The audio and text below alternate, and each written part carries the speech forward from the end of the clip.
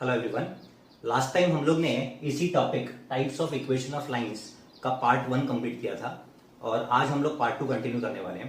तो जैसे कि मैंने पिछले वीडियो में बताया था आप लोगों की टोटल 5 टाइप्स ऑफ इक्वेशंस हैं, जिसमें से 3 टाइप हमने पिछली बार कवर कर ली थी और इस बार बाकी की जो बची हुई 2 टाइप्स है वो हम कवर करने वाले हैं। तो directly starting with the video.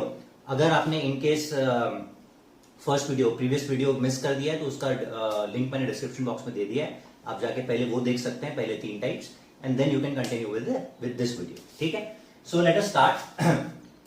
तो हम लोगों ने 3 टाइप्स ऑलरेडी कवर कर लिए थे, अब आगे के हम लोग 2 टाइप्स कवर करने वाले हैं। तो 4th type of equation, 3 type पहले कवर कर लिए हमने पार्ट 1 में। पार्ट 2 में जो 4th टाइप हम कवर करने वाले हैं दैट इज 2 पॉइंट फॉर्म। इस टाइप का नाम है 2 पॉइंट फॉर्म। ठीक है, इसको 2 पॉइंट फॉर्म क्यों बोलते हैं? तो बहुत ही सिंपल सी रीजन है कि ये फॉर्म हम तब यूज करते हैं जब हमको लाइन के ऊपर के 2 पॉइंट्स दिए हुए हैं और हमें लाइन की इक्वेशन निकालनी है। ओके, सो फॉर एग्जांपल ये हमारी एक लाइन है और इसके ऊपर के 2 पॉइंट्स दिए हुए हैं। सपोज एक पॉइंट ये है जिसके कोऑर्डिनेट्स हैं x1, y1 और ये दूसरा पॉइंट है जिसके कोऑर्डिनेट्स हैं x2, y2। अब आप लोगों को पता ही है कि किसी भी पॉइंट को अगर लोकेट करना है तो हमको 2 कोऑर्डिनेट स्पेसिफाई करने पड़ेंगे, that is on X Y axis. तो पहला coordinate is always X coordinate, दूसरा coordinate is always Y coordinate. तो ये हो गया x1 y1, ये हो गया x2 y2। It is not necessary कि आपको इसी को x1 y1 पकड़ना है और इसको x2 y2 पकड़ना है, आप उल्टा भी पकड़ सकते हैं। This can be x1 y1 और इसको आप x2 y2 पकड़ सकते हैं। ठीक है, उससे कोई फर्क नहीं पड़ता। सो 2 पॉइंट फॉर्म जो फॉर्मूला है that is y minus y1 upon y1 minus y2 equal to x minus x1 divided by x1 minus x2। अगर आप लोगों को पिछला लेक्चर या पिछला वीडियो अगर याद है तो उसमें मैंने क्लियरली बताया था कि किसी भी इक्वेशन में जो x और y की वैल्यू होती है उसमें कोई भी वैल्यू पुट नहीं की जाती, x और y एज इट इज रहते हैं। तो यहां पे आप देखोगे this x and this y, ये दोनों की वैल्यू कुछ भी पुट नहीं की जाएगी, वो एज इट इज रहेंगे। सिर्फ वैल्यू जो सब्स्टिट्यूट करनी है हमको वो कहां करनी है, y1 y1 y2 x1 x1 x2, ये वैल्यू से हमको सब्स्टिट्यूट करनी है और इसको सॉल्व कर देना है। अब ये वैल्यूज कहां से मिलेंगी?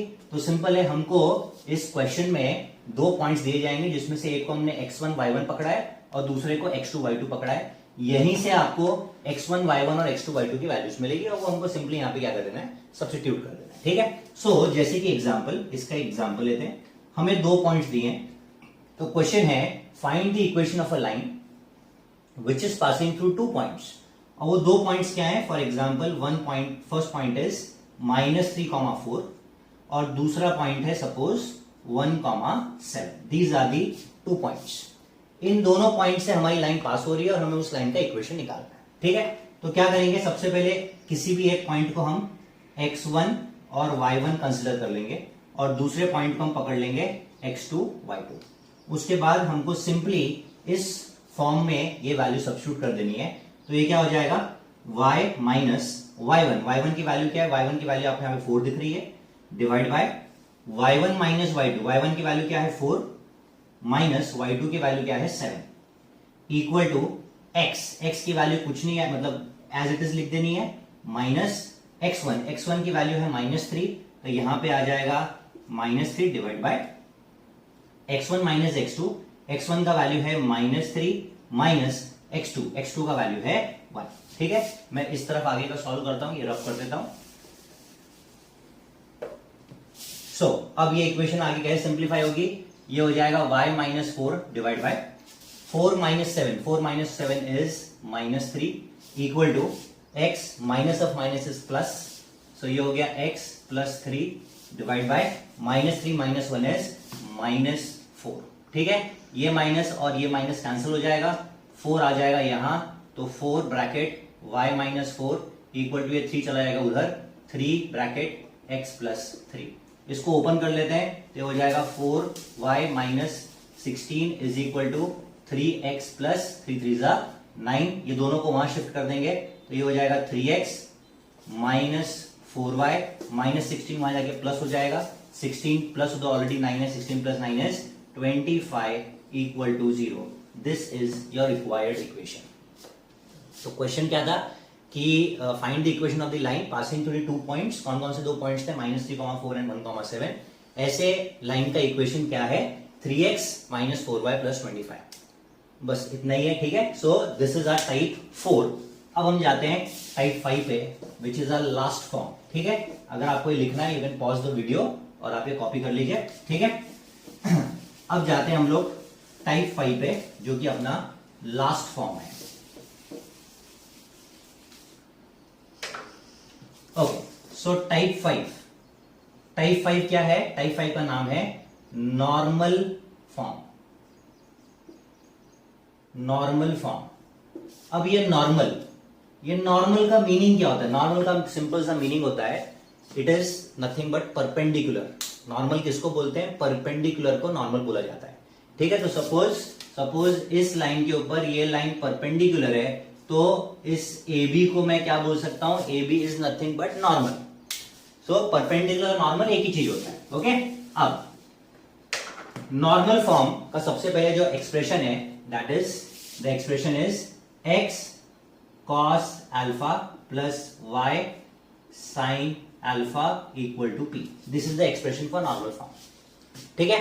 अब x और y की वैल्यू आपको पता ही है कि कुछ नहीं सब्स्टिट्यूट करनी, x और y एज इट इज रहेगा, राइट। इसके अलावा आपको यहां पे दिखेगा अल्फा। ये अल्फा क्या है? Alpha is nothing but any angle, right. अब ये एंगल कौन सा एंगल है मैं आपको डायग्राम में दिखाऊंगा। And what is p?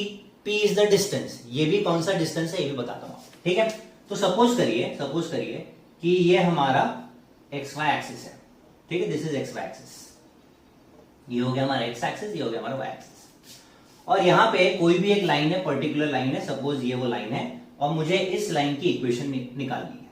इस लाइन की इक्वेशन निकालनी है। अब ओरिजिन से, फ्रॉम ओरिजिन मैंने इस लाइन के ऊपर एक परपेंडिकुलर निकाला, जिसको मैं नॉर्मल बोल सकता हूं। और इस नॉर्मल की जो लेंथ होती है, that is nothing but p, ठीक है। तो what is p? p length है, किसकी लेंथ है? परपेंडिकुलर की।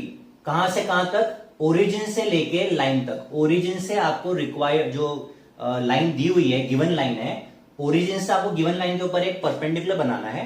उस परपेंडिकुलर की लेंथ को क्या बोलते हैं? p। अब सपोज फॉर एग्जांपल यही लाइन सपोज यहां से पास हो रही है। एक सेकेंड ना, सपोज ये लाइन, इसको मैं पूरा कर देता हूं, ओके। सपोज ये लाइन यहां से पास हो रही है ऐसे, तो अब p क्या हो जाएगा? क्या करना है आपको ओरिजिन से गिवन लाइन के ऊपर परपेंडिकुलर निकालना है, और ये परपेंडिकुलर का जो लेंथ होगा that is nothing but p।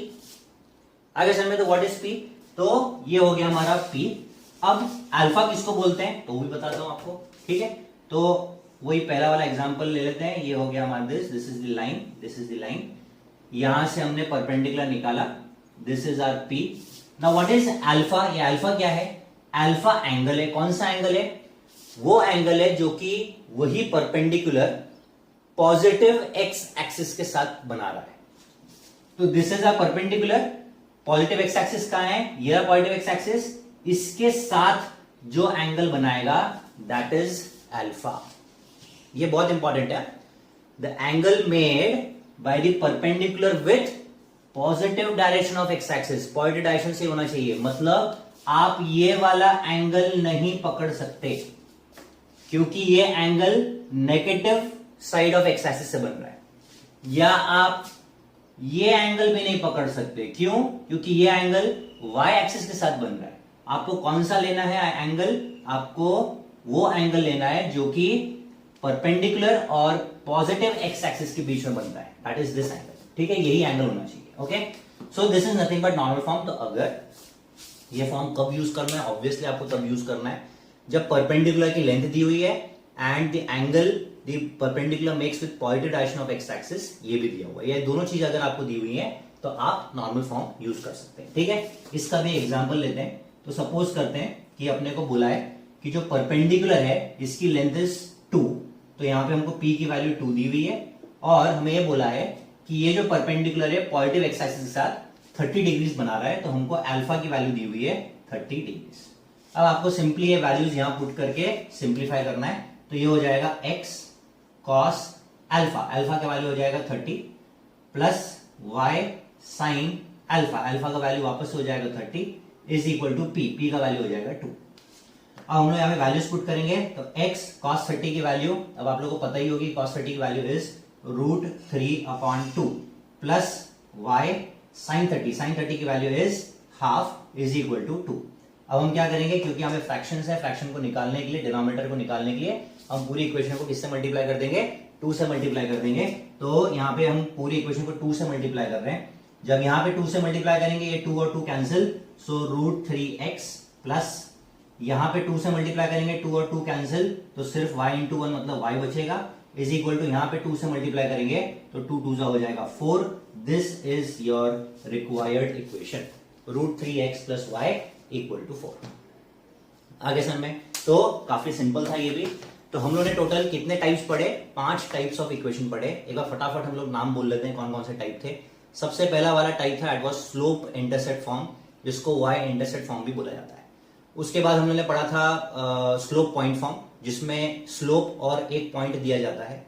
उसके बाद थर्ड हमने पढ़ा था double intercept form. Double intercept form में हमको दोनों इंटरसेप्ट दिए जाते हैं, that is X intercept and Y intercept. उसके बाद फोर्थ जो कि आज हमने पढ़ा, दैट वाज 2 पॉइंट फॉर्म, जिसमें हमको 2 पॉइंट्स दिए जाते हैं और उसके ऊपर हम लोग इक्वेशन निकाल लेते हैं।